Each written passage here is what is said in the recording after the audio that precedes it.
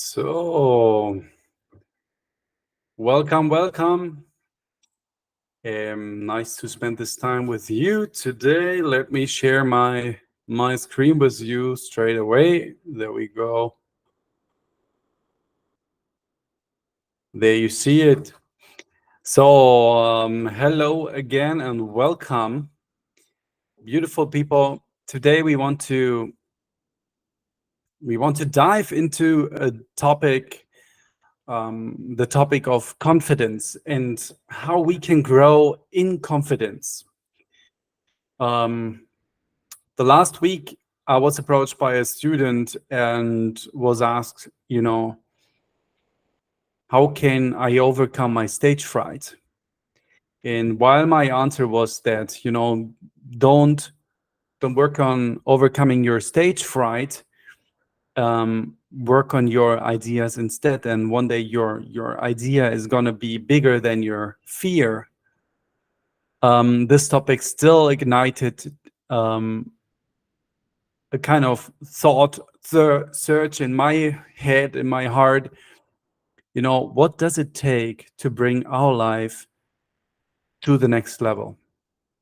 And I think the bridge between where we are and where we want to be is called confidence. So that's the topic for today. And isn't that an exciting topic? I think so. So what could it do to you, to your dreams and your aspirations, if you simply would have the confidence it takes to turn them into reality, to manifest your thought dreams into a physical reality? So I know this by my own experience, how the lack of confidence led to a life living in the constraints of limitation. It was really a limited life. And this life ultimately was lacking in substance because I wasn't confident enough to pursue my calling. And I was settling for a life of conformity. So this is what we want to do in this session. We're going to investigate what confidence truly is, and I'm going to approach this topic from a different angle. So it's not going to be something you will have heard before. Obviously, those are my ideas I'm giving to you, and they have been grown in the soil of my own life, and also have been fertilized by all the good stuff I have come across throughout the years. So we're going to investigate what confidence truly is, and we are going to discover the 5 pillars of dominion. And this all should lead to help us to embrace a life of courage, a life of purpose, and a life of transformation. So what is confidence? Confidence is the awareness of your capacity to deal with the life around you.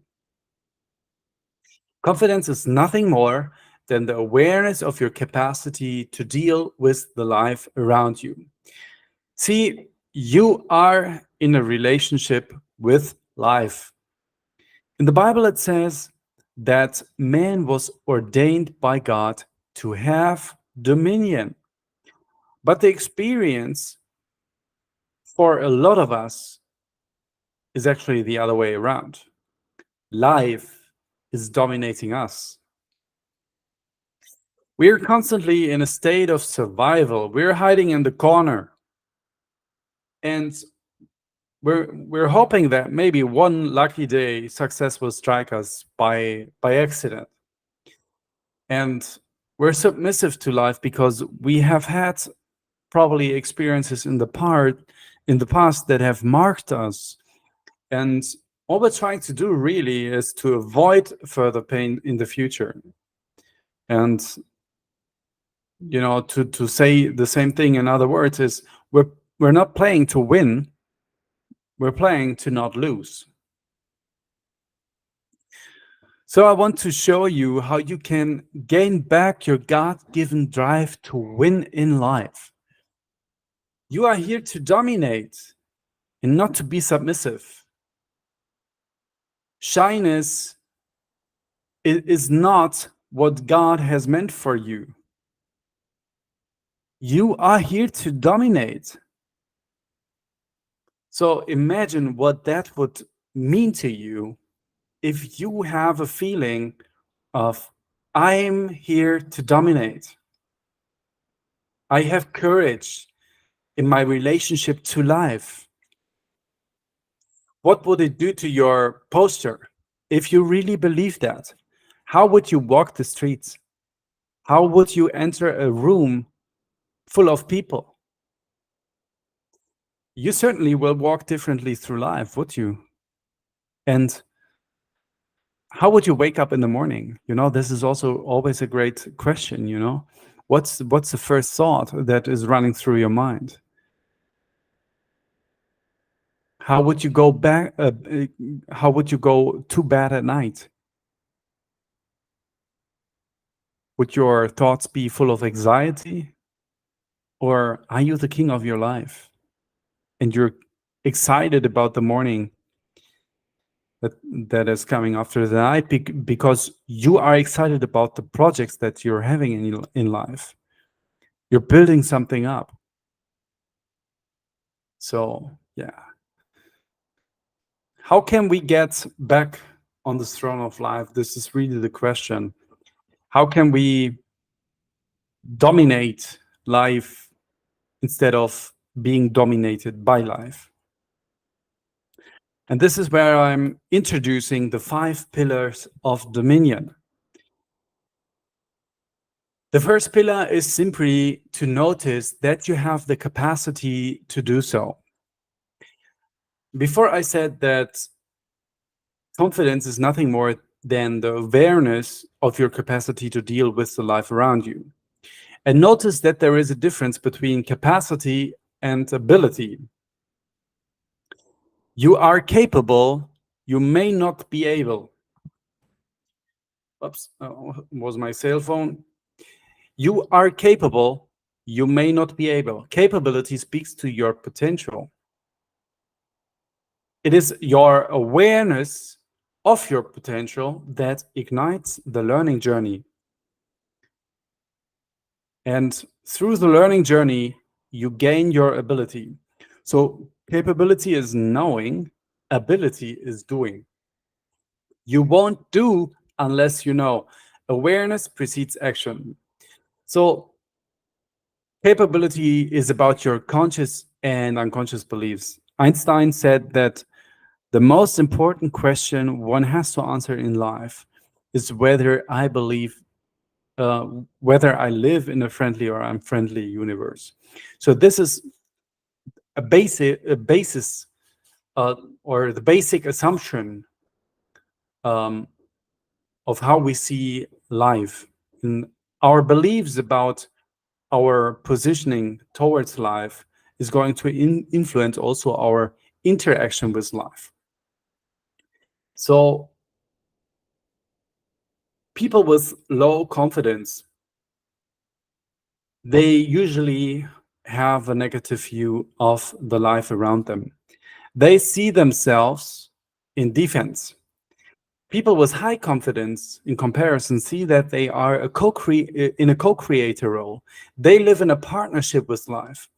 And they also have a much more optimistic outlook. They see that there is a possibility that even the negative events will work out for their good. So having confidence is not about ignoring the negativity in life. It simply rains on everybody. We can't ignore that. But it is about knowing that it is not what happens to me that determines my fate, but the meaning I give it. So it is not what happens to me that determines my fate, but the meaning I give it. Confident people take charge of their ability to put positive frames around negative events. And this is our second pillar. We put frames around pictures because we want people to focus on what's inside the picture. Frames create focus. So if I choose a positive frame for the events that are happening in my life, sorry. Yeah, so frames create focus. And if I choose a positive frame for the events that are happening in my life, I choose a more optimistic perspective, one that helps me to deal with the events from the perspective of dominion rather than submission. And therefore, I will deal with the events much more effectively and will achieve a much better outcome.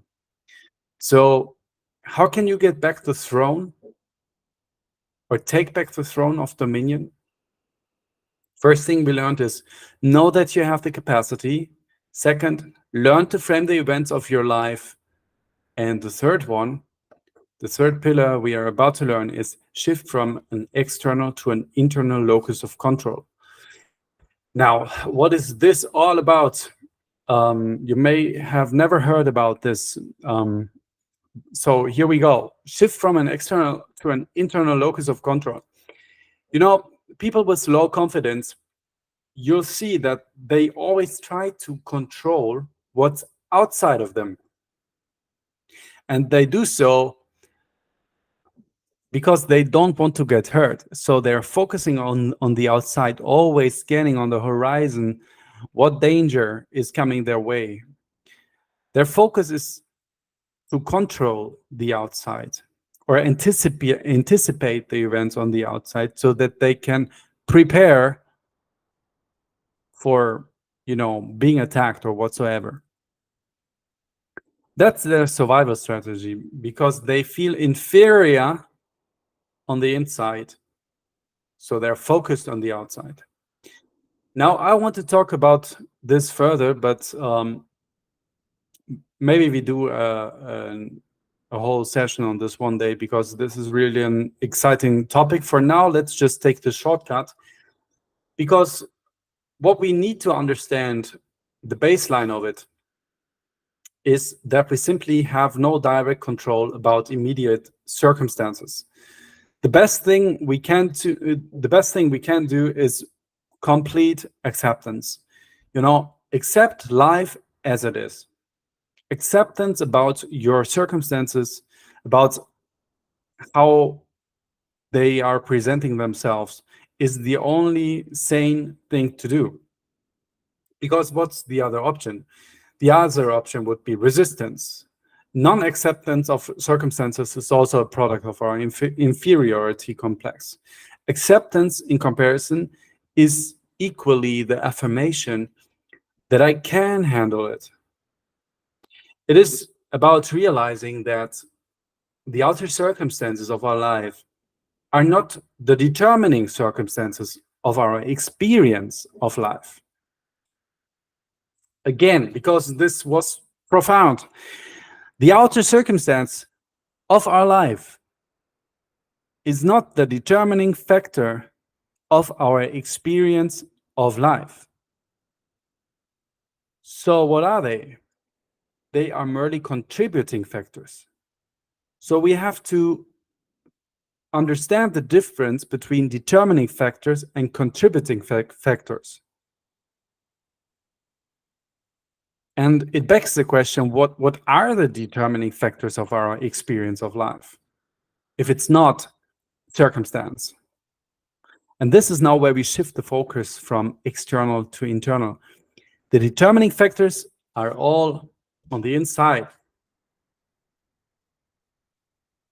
The determining factors are all inside you.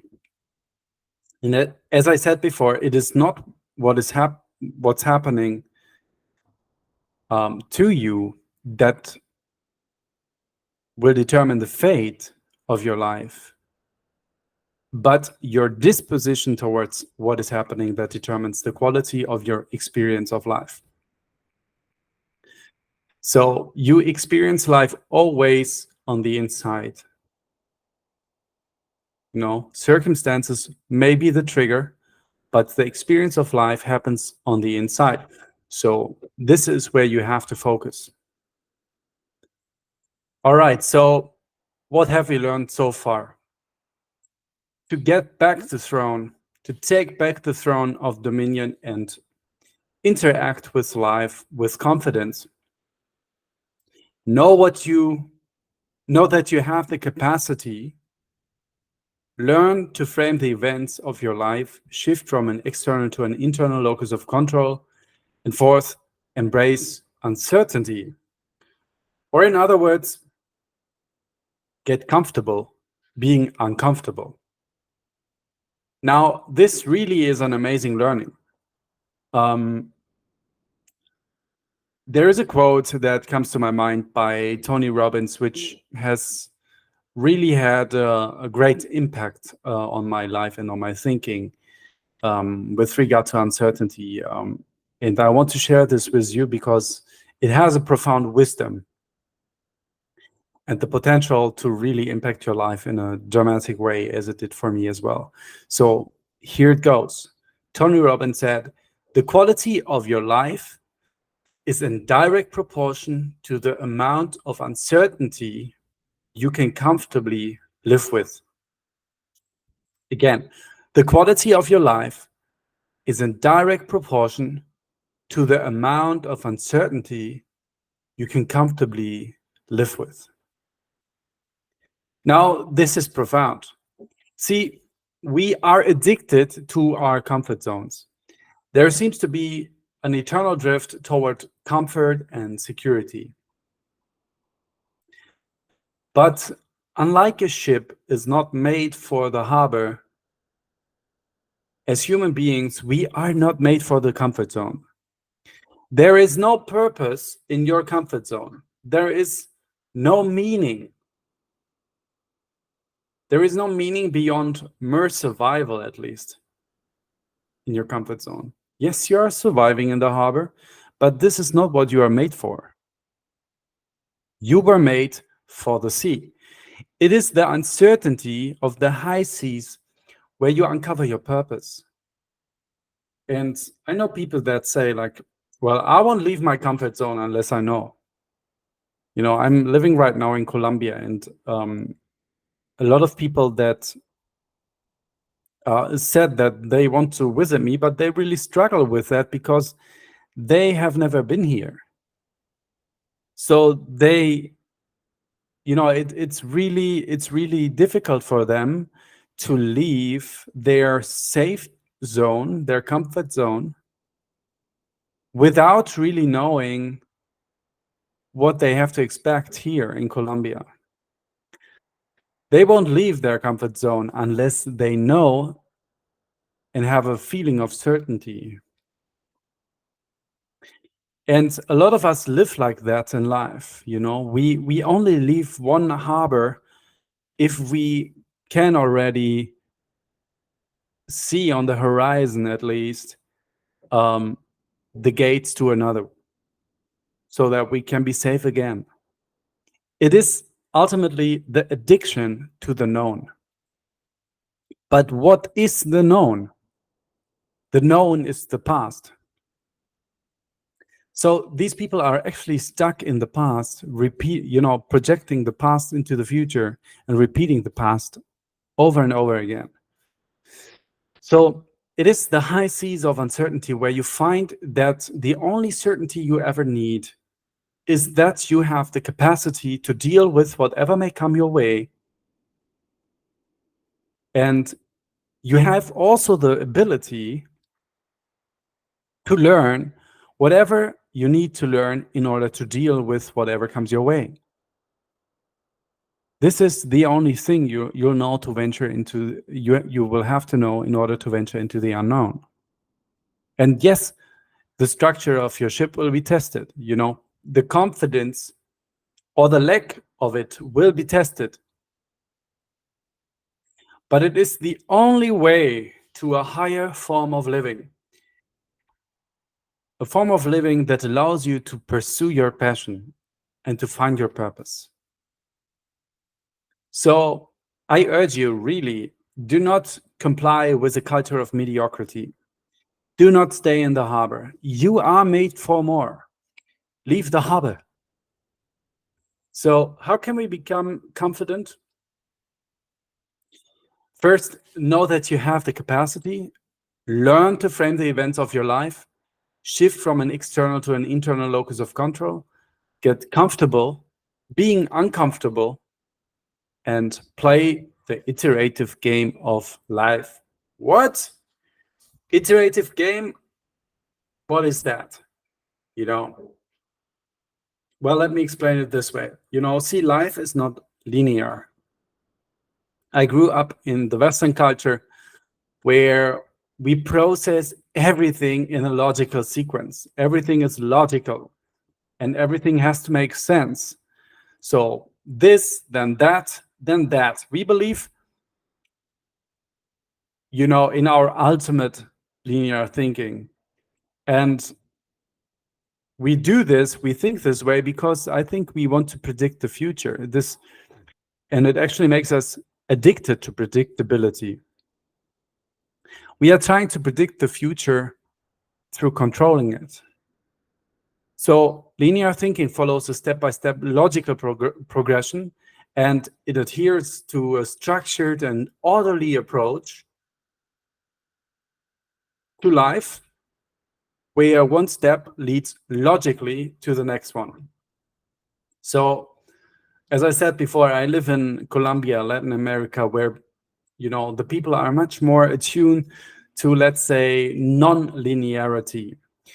So to me, things here often make no sense because they appear to not follow a logical